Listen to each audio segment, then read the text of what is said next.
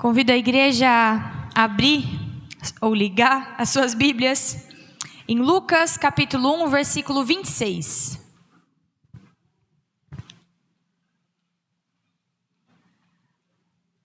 Lucas capítulo 1, versículo 26.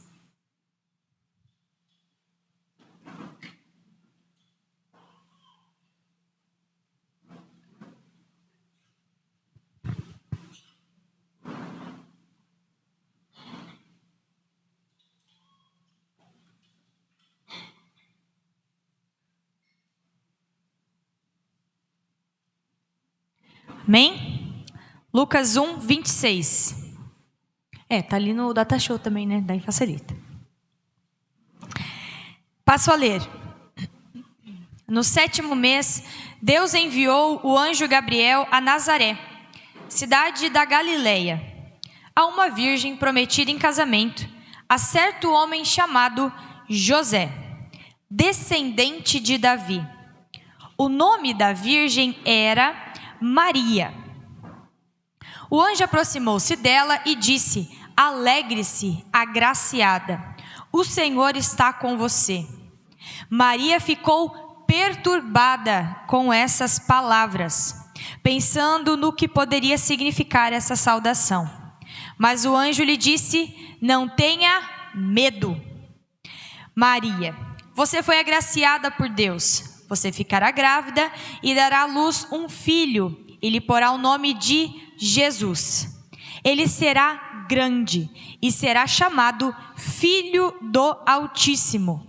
O Senhor Deus lhe dará o trono de seu pai Davi, e ele reinará para sempre sobre o povo de Jacó. Seu reino jamais terá fim. Perguntou Maria ao anjo: Como acontecerá isso se eu sou virgem? O anjo respondeu: O Espírito Santo virá sobre você e o poder do Altíssimo a cobrirá com a sua sombra. Assim, aquele que há de nascer será chamado Santo, Filho de Deus. Até aqui. Mensagem que normalmente a gente lê, que época do ano? No Natal, no Advento. O anjo Gabriel anuncia à jovem Maria que ela ficará grávida. Jovem, muito jovem. Maria deveria ter por volta ali de 14, 15 anos de idade, que era a idade na época que as mulheres se casavam. Isso era ligado à sua primeira menstruação. Então imaginam adolescentes, vocês com 14, 15 anos, recebendo um anjo na casa de vocês e dizendo: você ficará grávida. Imagina pai, mãe, a sua filha de 14, 15 anos ficando grávida e tentando explicar isso para você. Maria olha e diz: mas como? Eu sou virgem. Eu não me deitei com homem, eu não tive relação sexual. Como isso é possível? Ela era noiva de José, mas ainda não era casado. Então a sua pergunta é óbvia. Afinal, no Antigo Testamento tem vários relatos de mulheres que não podiam ter filhos e eram estéreis, mas eram casadas e tiveram filhos. Mas não tem relato de uma mulher virgem, grávida na Bíblia, até Maria. Certo? Sara não podia ter filho, o Senhor abençoou ela com filho. Ana não podia ter filho, o Senhor deu filho a Ana. Raquel não podia ter filho, o Senhor deu filhas a Raquel. Mas Maria era diferente. Ela era virgem. Essa promessa do nascimento virginal, é assim que a gente chama, nascimento virginal de Jesus, está desde Gênesis 3,15. Quando Adão e Eva pecam, e o Senhor vai lá no jardim e fala com Adão sobre o pecado, fala com a Eva e fala com a serpente.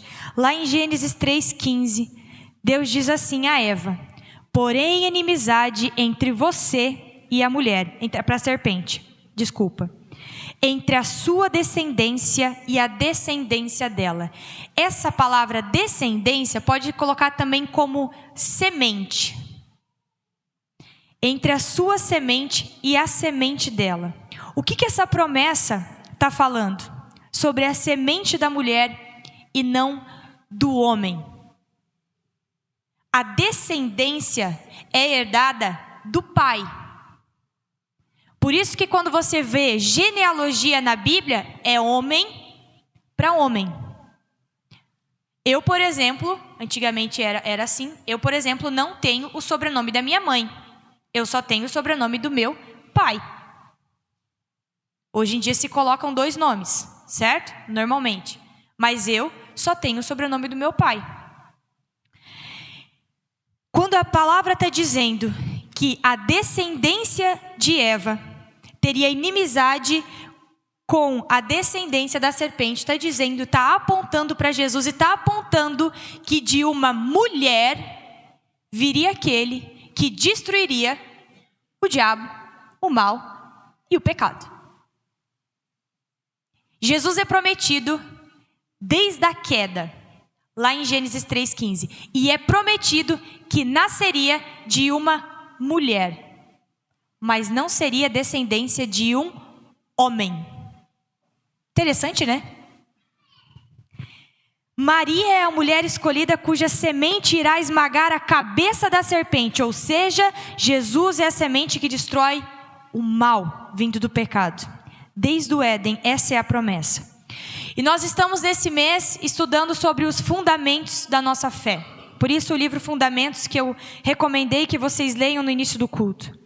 A gente está relembrando a base da fé cristã. As nossas raízes, o que é ser cristão? No que nós acreditamos, os nossos alicerces, o que de fato nós cremos, os pontos principais. E para fazer isso, nós estamos pegando o credo apostólico, que é uma confissão de fé que foi construída desde o início da igreja cristã, muito antes de haverem instituições religiosas, ou seja, muito antes de haver a igreja católica, a igreja apostólica, a igreja luterana, a igreja batista. O credo apostólico ele começa a ser construído por volta de 150, a primeira menção dele com esse termo é por volta de 350 no Concílio de Milão, ou seja, séculos antes de instituição cristã existir. Ele é a confissão de fé, porque os cristãos não tinham acesso à Bíblia naquela época. Os textos, principalmente do Novo Testamento, eram cartas espalhadas pelas igrejas e pelas cidades. Os apóstolos tinham morrido. O credo dos apóstolos não foi os apóstolos que escreveram, mas resume o ensino dos apóstolos para que todo cristão que não tem acesso a uma Bíblia como nós temos hoje, possa ter bem sólida a base da sua fé. Nós estudamos até agora, creio em Deus Pai Todo-Poderoso, Criador do céu e da terra. Foi a primeira pregação dessa série. A segunda, que foi feita na semana passada pelo Davi, e em Jesus Cristo, seu Filho unigênito, nosso Senhor. Davi trabalhou bastante a questão dele ser Filho unigênito de Deus e ser o nosso Senhor, sobre o senhorio de Jesus sobre a nossa vida. Hoje nós vamos aprender sobre o qual foi concebido pelo Espírito Santo, nasceu da Virgem Maria, padeceu sob o poder de Pôncio Pilatos, foi crucificado, morto e sepultado. Saber o credo apostólico e sabê-lo explicar para alguém é uma tarefa simples, que cada um de nós deveria ter. A gente deveria saber. Jesus nasceu de uma Virgem Maria. O que isso tem a ver comigo? Por que tinha que ser uma virgem? Por que ele foi concebido pelo Espírito Santo? Por que não podia ser de um casamento normal, como todo mundo? Por que cita no credo apostólico que ele foi condenado por Pôncio Pilatos? Quem era Pôncio Pilatos na história? Por que ele precisou ser crucificado? Para que morrer? Faz sentido alguém morrer por mim? Eu nem conheci ele. São os questionamentos que aqueles que não são cristãos, não entendem o evangelho, vão fazer para a gente quando a gente for testemunhar da nossa fé. São os questionamentos que os nossos filhos vão fazer para a gente quando a gente começar a ensiná-los verdadeiramente o caminho de Cristo. Por isso a gente tem que saber responder. Vamos começar então na primeira frase, o qual foi concebido pelo Espírito Santo e nasceu da Virgem Maria. Por que é importante a gente saber que Jesus foi concebido pelo Espírito Santo? E não se engane, o credo lembra do nascimento de Jesus por meio do Espírito Santo para reforçar a nós o milagre, o extraordinário de Deus, a ação de Deus e o fato de Jesus ser o próprio Filho de Deus vindo do seu DNA. Jesus é da mesma essência que Deus. Ele não é da mesma essência, do mesmo DNA de José, e sim de Deus, porque ele é concebido pelo Espírito Santo. Não tem explicação humana para a concepção de Jesus. Ela é divina. Isso é extremamente importante. É por isso que lá em Gênesis 3,15 fala da descendência de Eva viria o Salvador, não da descendência de Adão. Outra mulher seria aquela descendente que traria ao mundo o Filho do Senhor, o Salvador. Jesus, ele é gerado da mesma essência de Deus, concebido pelo Espírito Santo. Por que isso é importante? Antes do culto começar, a gente conversou um pouquinho sobre isso ali na salinha, quando a gente ora pelo culto. Uma das questões é, para que ninguém fale que ele foi simplesmente um homem iluminado. Já ouviram essa expressão? Jesus era um homem iluminado. Nunca ouviram essa expressão? Existem religiões que pregam dessa forma. Ele era alguém excepcional, ele foi um exemplo a ser seguido, um homem excelente, um exemplo de pessoa.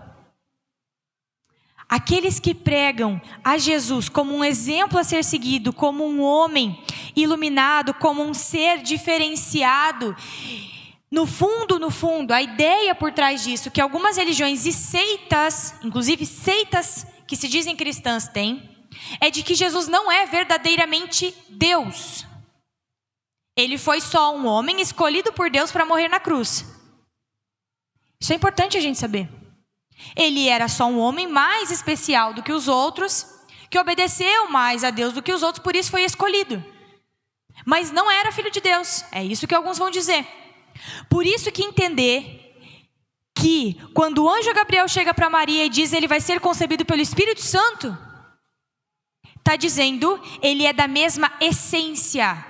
De forma humana, nós explicaríamos, ele tem o DNA de Deus. Por isso ele é Deus. Por que eu sou considerada da espécie humana? Por que eu sou um ser humano? Porque o meu pai e a minha mãe são seres humanos. Eu sou da mesma espécie daqueles que me conceberam. Por isso, Jesus é Deus. Amém, igreja? Ficou claro? Por outro lado, tem a segunda afirmação. Concebido pelo Espírito Santo, mas nasceu da Virgem Maria. Talvez para nós, a gente tenha um receio em afirmar isso, porque nós logo associamos essa frase, Virgem Maria, a uma adoração a Maria. Por isso que alguns, quando a gente fala o credo apostólico, tem um estranhamento. Pô, mas falar o credo apostólico não está ligado à questão de adoração a santos, adoração a Maria? Não. O livro Fundamentos, ele tem uma citação que eu vou ler para vocês. Diz assim: ao confessar nasceu da Virgem Maria, o credo apostólico não pretende promover ou estimular a devoção a Maria, como alguns são levados a pensar. Pelo contrário, ele nos faz ver que Jesus está próximo de nós. Maria não está diante de Deus, intercedendo por nós. Pois conforme 1 Timóteo 2,5, há um só Deus, um só mediador entre Deus e os homens, Cristo Jesus, homem. 1 Timóteo 2,5. Um só Deus, um só mediador entre Deus e os homens, Cristo Jesus.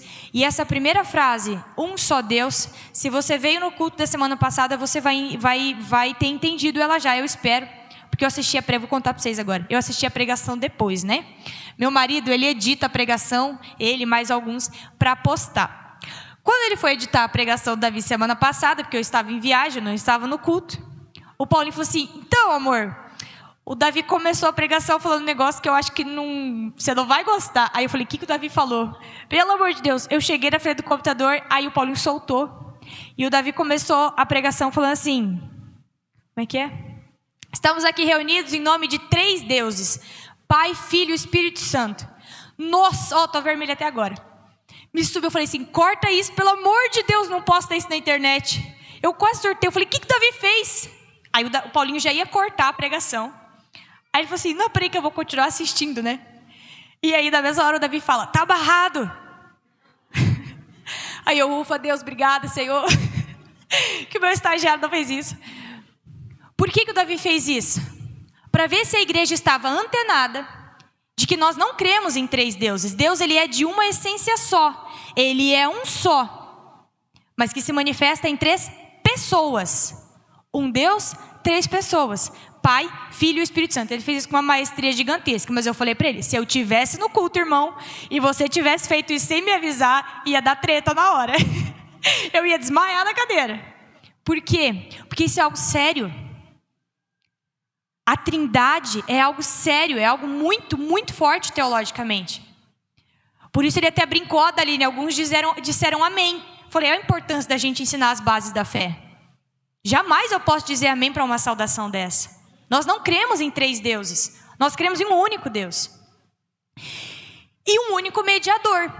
O que é um único mediador? Jesus é o único acesso para Deus.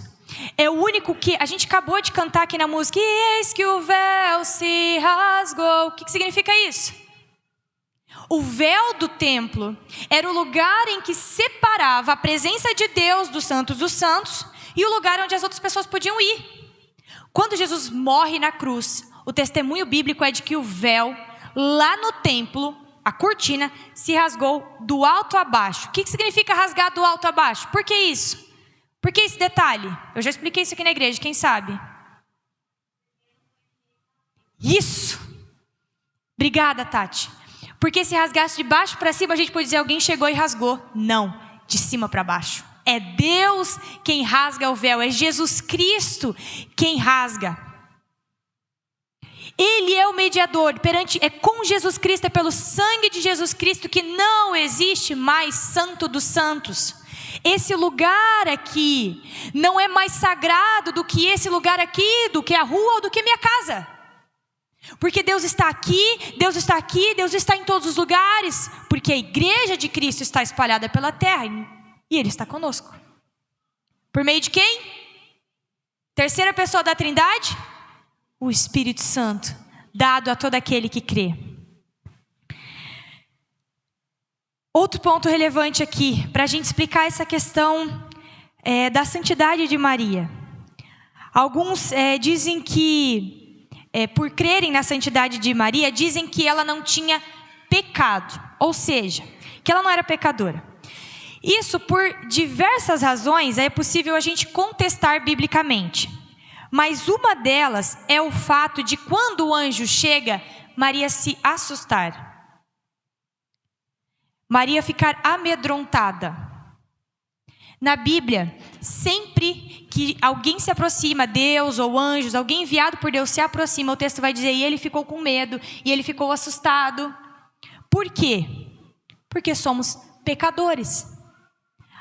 A glória de Deus, a presença dessa santidade nos é estranha. Maria fala, opa, que isso?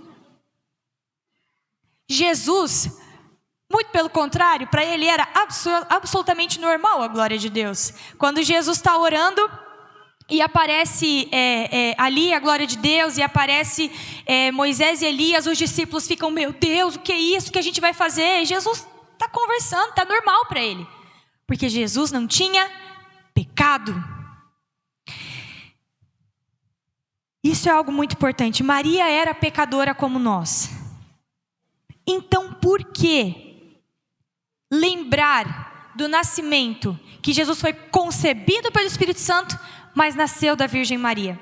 Porque assim como Jesus é da mesma essência que Deus, Jesus também tem no seu DNA o DNA de Maria. Ou seja, ele é verdadeiro ser humano. O que significa dizer que Jesus era ser humano? Significa que ele sofreu como nós. Significa que ele riu como nós. Significa que ele teve alegria e tristeza. Significa que ele sentiu como nós sentíamos. Sentimos. Dizer que Jesus nasceu da Virgem Maria é lembrar que ele também foi ser humano. Que ele se fez carne. Ele é Deus e não veio pecador com a marca do pecado, pois foi concebido pelo Espírito Santo. Mas ele se fez carne, ele nasceu como um bebê. Maria sentiu as dores de parto. Ele foi formado, ela carregou ele no ventre. Vocês já imaginaram assim? Eu sou uma pessoa que tem muita pressa na vida e Deus está trabalhando em mim, né? Vocês viram meu testemunho esses dias. Deus não tem pressa. Pensa comigo, ele não podia ter trazido Jesus adulto já? Nos últimos 3 anos de ministério, Jesus ter ficado só 3 anos aqui na terra? Ele não podia só ter surgido por aí? Poxa vida, ele ficou na barriga de Maria, sendo gerado. Deus tem uma paciência, porque assim, Deus não está preso ao tempo. Vocês já ouviram falar de tempo de Deus? Kairos? Nós estamos presos ao tempo. Para nós a hora, está passando, está correndo. Eu sou assim. Deus, 30 anos, 9 meses na barriga de Jesus, para daí ele começar o seu ministério, que durou só 3 anos. 3 anos Jesus pregou. Os processos de Deus são tão diferentes do nosso. Concebido pelo Espírito Santo, Jesus é verdadeiramente Deus. Nasceu da Virgem Maria. Jesus é verdadeiramente homem, ser humano. Por que é importante eu afirmar que Jesus é verdadeiramente ser humano? Para eu entender que Deus está próximo de mim. Para eu entender que Deus entende o que está lá dentro. Ele não é um Deus distante que não conhece o que é ser um ser humano e viver nessa terra. Por isso é importante a gente saber isso. Vamos à segunda parte. Padeceu sob o poder de Pôncio Pilatos, foi crucificado, morto e sepultado. Convido você a abrir agora em João 19.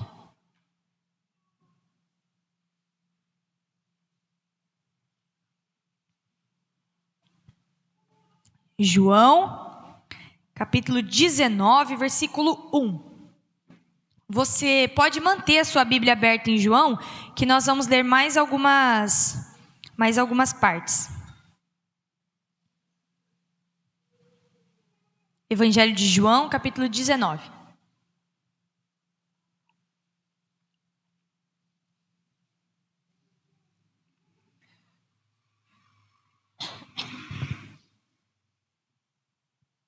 Estou vendo a minha filha ali, logo ela vai começar a andar. Aí acabou a calmaria, né? Correr porta fora vai ser rapidinho. Amém, igreja? Amém. João 19, a partir do versículo 1.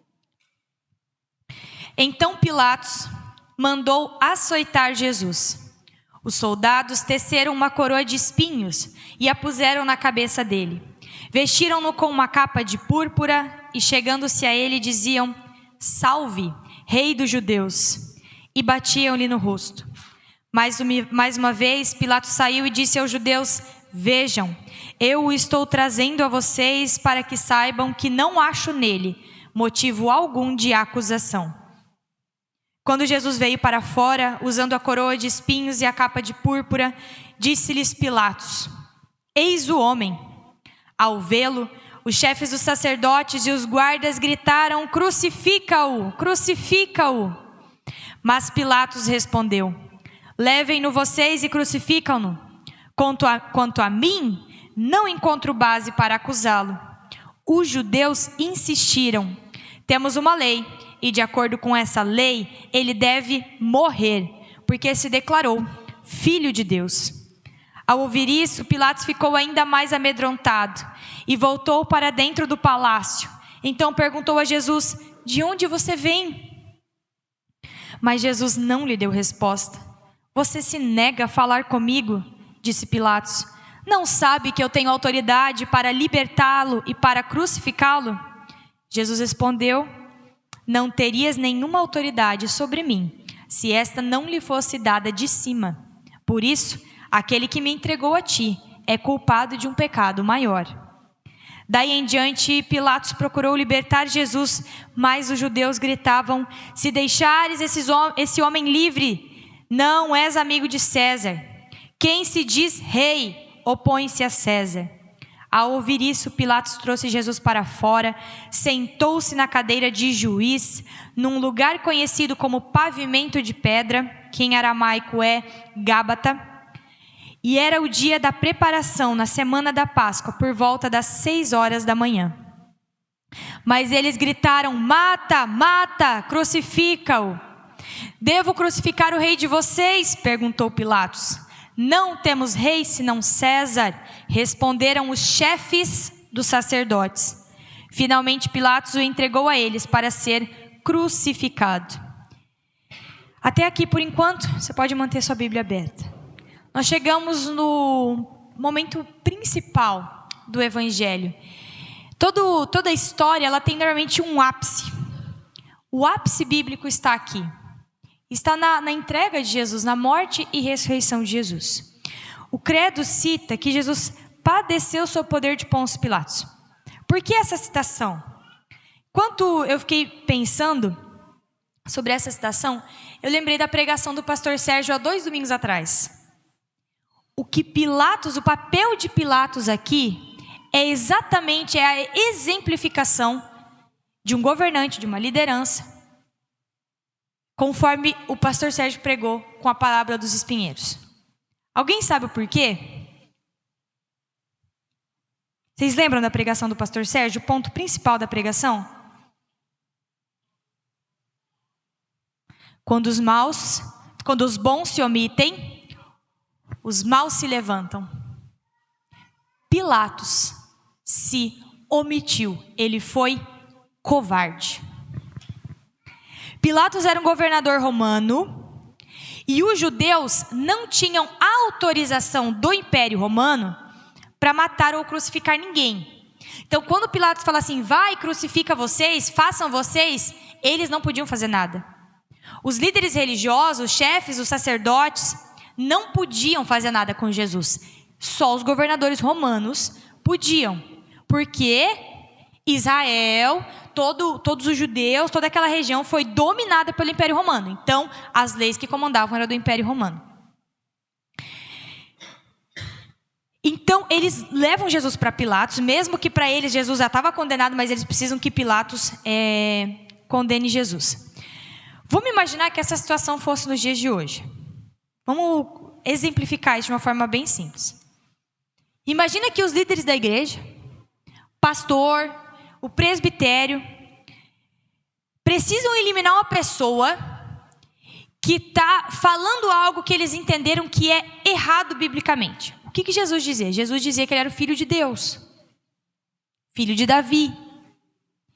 E dizer-se filho de Deus, segundo as Escrituras, era um absurdo. Era pecado grave contra Deus, a não ser que fosse verdade. Certo? Então, eles não creram que o que Jesus estava falando era verdade. E aí a igreja está sendo toda levada por aquela pessoa que está ensinando aquilo e que está dizendo aquilo, e os líderes religiosos não sabem mais o que fazer, então eles pensam assim: vamos eliminar, vamos tirar ele daqui. Vamos levar ele para julgamento. E aí eles pegam essa pessoa, os líderes, os pastores, os presbitérios, a liderança, e levam lá na delegacia, para o delegado. E fala assim: olha, delegado, esse cara está falando coisa que não deve, a gente não pode julgar ele. Só vocês podem. E o delegado leva ele para o juiz, para um tribunal. Pilatos aqui é o juiz. Ele é o único que pode bater o martelo e dar uma sentença sobre a vida de Jesus. Anás e Caifás, que são sumos sacerdotes, não podiam, por mais que eles queriam muito. Só Pilatos podia. Só que quando Pilatos ouve as acusações dos judeus, eles estão ferozes querendo matar Jesus, e Pilatos não quer se indispor com os judeus, ele fica com medo. Ele fica com medo daqueles líderes religiosos virar a multidão contra ele. Mas ele também sabe que as acusações dadas para Jesus não justificavam uma crucificação. Ele fala, para mim, ele é inocente. Vão e matem vocês ele. E eles falam, não, você que tem que dar a sentença, não somos nós. Pilatos está ali como um juiz que poderia determinar sobre a vida de Jesus.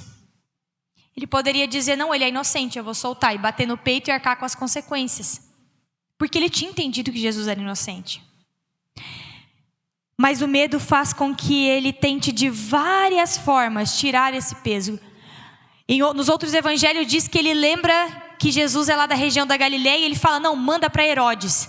Deixa esse problema com Herodes. Herodes também não quer o problema, manda de volta para Pilatos. E aí quando chega pela última vez diante de Pilatos, Pilatos não sabe o que fazer, ele manda açoitar Jesus.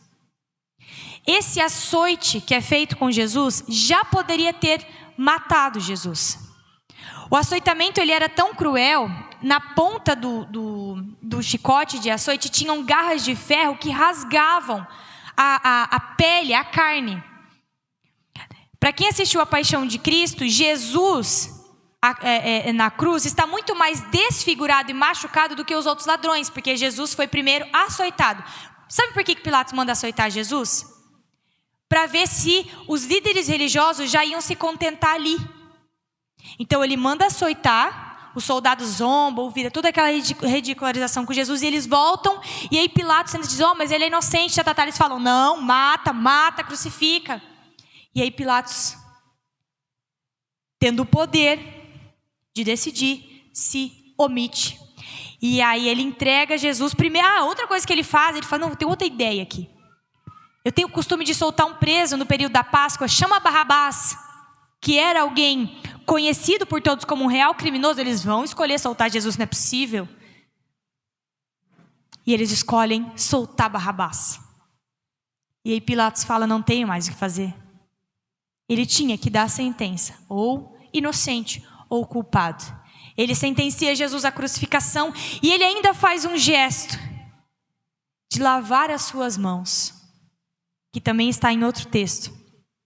Ele lava as suas mãos diante da multidão, dizendo, eu não sou culpado desse sangue. Mas na Bíblia, Jesus vai dizer, sim, você é culpado desse pecado. Mas ele diz também, aquele que me entregou a você tem um pecado maior. E a gente sempre pensa que é Judas esse pecado maior. Mas quem entrega Jesus a Pilatos são os sacerdotes. Principalmente Anás e Caifás, os sumos sacerdotes, ou seja, os mais altos líderes religiosos.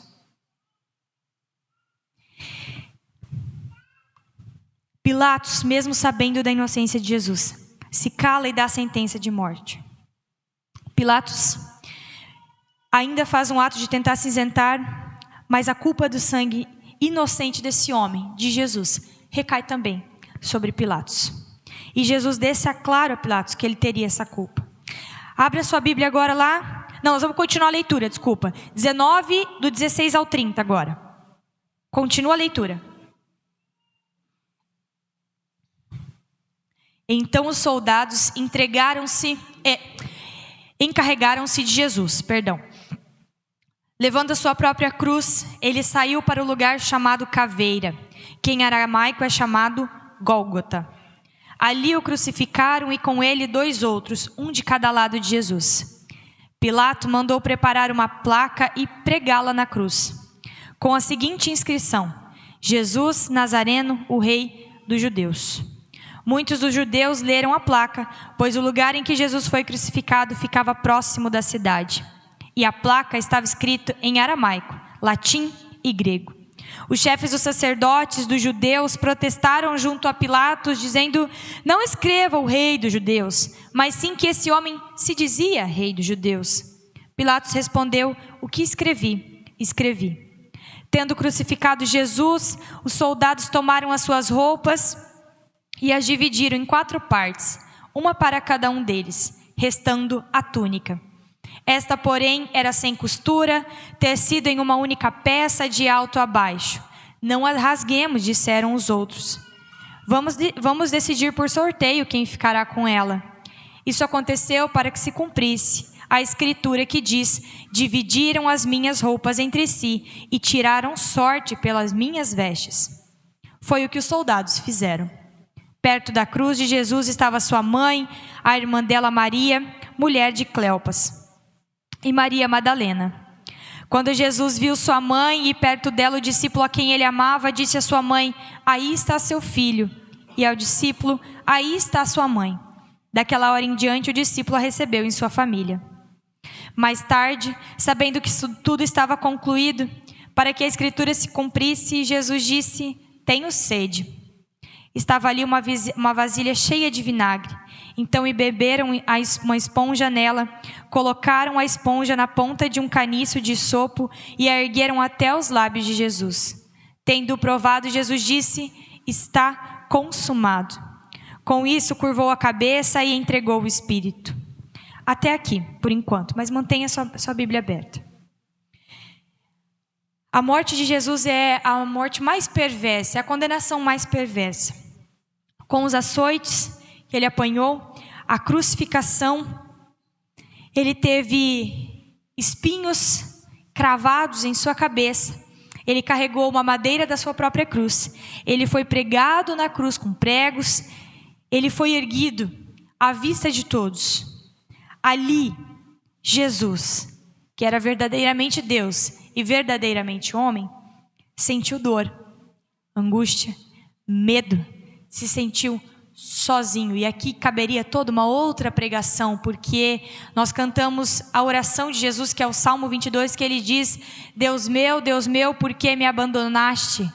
Ali, Jesus está só.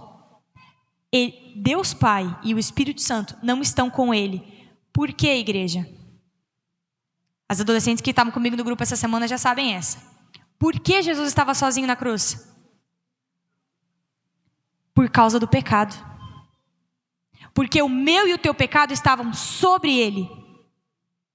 Por isso tanta dor, por isso tanta angústia. Talvez a dor física era menor dos problemas de Jesus ali. Ele sentiu o que é o pecado, a dor do pecado, e ali ele está só. E é por isso que ele faz essa oração: Deus, por que tu me abandonaste? É como se Jesus estivesse dizendo: a pior sensação que existe, a pior vida que existe, é estar sem Deus. E eu estou sentindo isso agora, na cruz. Nós nascemos sentindo isso. O que me faz pensar que eu não imagino o que é ter uma vida plena. O que é ter uma vida sem pecado plenamente? Ah, como será na eternidade? Nós experimentamos o gostinho disso, só o sabor disso, porque somos perdoados, somos justificados e temos o Espírito Santo. Jesus ali estava só. E quando a gente fala dessa morte, a gente fala em sacrifício. Jesus se sacrificou. E a gente precisa lembrar disso. Foi dor, foi entrega, foi sofrimento.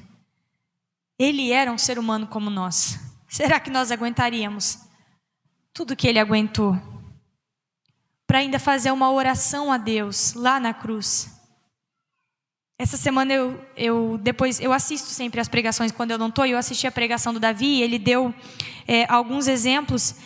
E eu fiquei pensando sobre o exemplo do escravo, que só é livre quando está perto daquele que o libertou. nós só somos livres do pecado quando estamos perto de Jesus.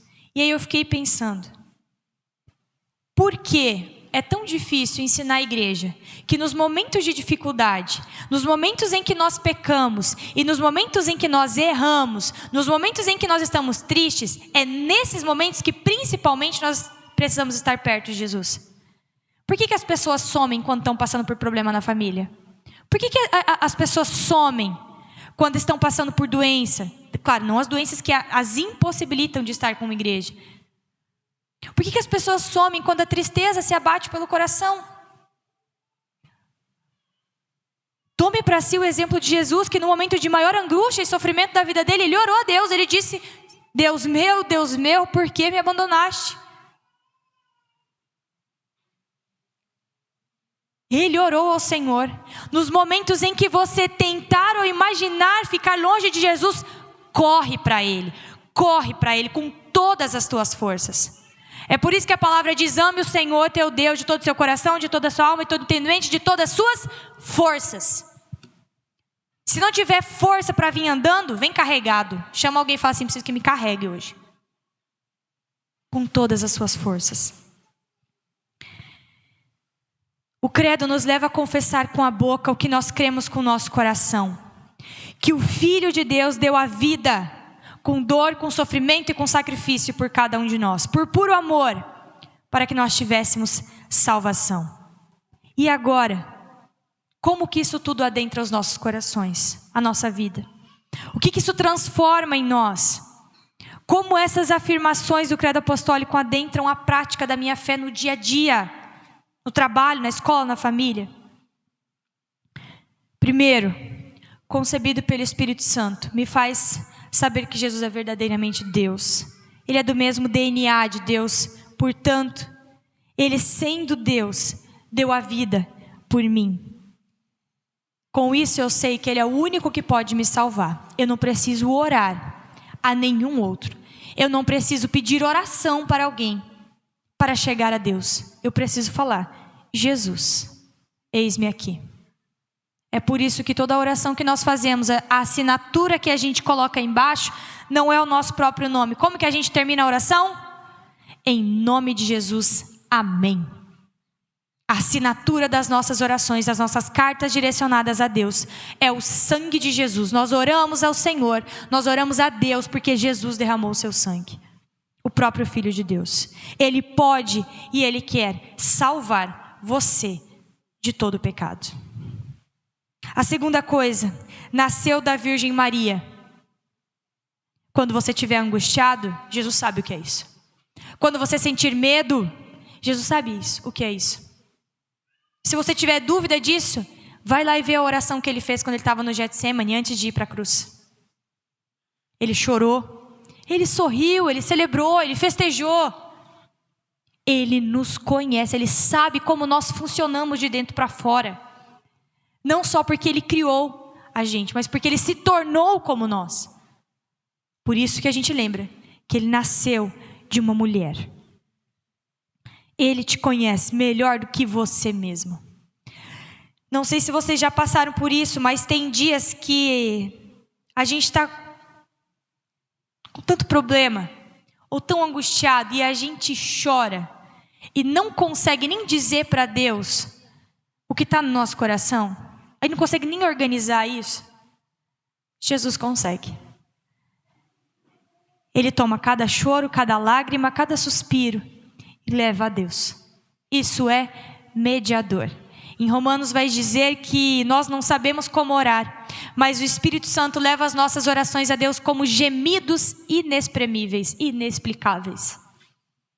É como se o Espírito Santo fosse um tradutor das nossas orações.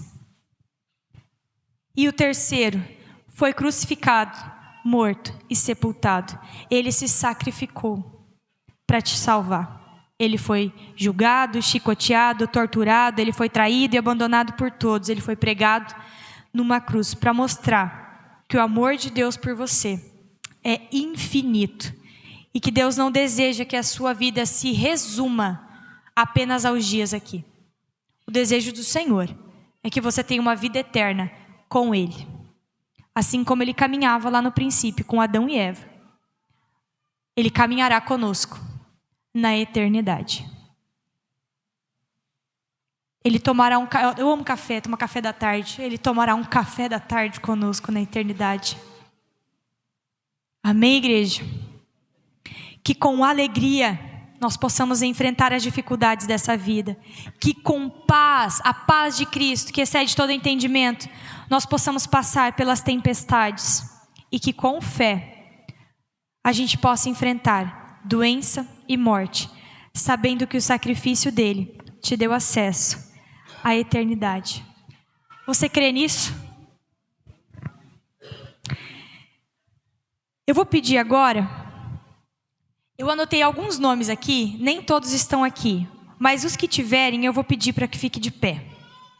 A Terezinha, eles nem sabem o que é, fica tranquilo, até tranquilo, só ficar de pé.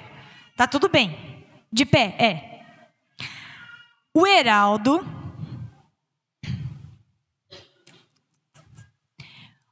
o Gabi está lá no fundo, então eu vou pedir para a Ju e o Marco ficar de pé. A Joserlinde. Está na salinha também. A Flávia. Eu. E deixa eu ver se eu lembro de mais alguém aqui que eu posso citar. Eu não vou pedir para ficar de pé, mas eu vou citar também a Rosíris. Tem mais pessoas aqui em nosso meio que eu poderia citar. Mas o que vocês acham que a gente tem em comum? O Marco e a Ju seria o Gabi, no caso. Deixa eu falar para vocês os outros nomes que eu escrevi aqui, que eu lembrei hoje.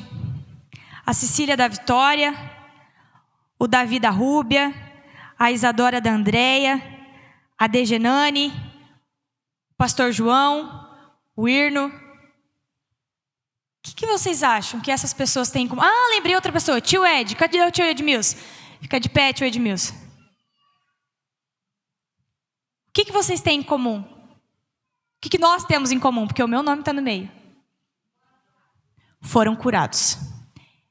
De vocês, eu conheço testemunho dessas pessoas de poderosos milagres de salvação de Jesus. A Terezinha, quando ficou internada, eu nem lembro quanto tempo, mas foram muitos dias de oração na UTI, no Covid. O Heraldo, quando teve a sua cirurgia cardíaca. A do Edmilson, eu sei que ele tem o testemunho. Eu só não conheço completamente ainda. O Gabi, quando era pequenininho. A Flávia tem uma história de salvação e de milagre de Jesus fantástica. E eu sei que tem muitos outros aqui. E agora eu quero dizer... Quem aqui entende que na sua vida houve um grande milagre de Jesus? Não precisa ser cura física. Fica de pé.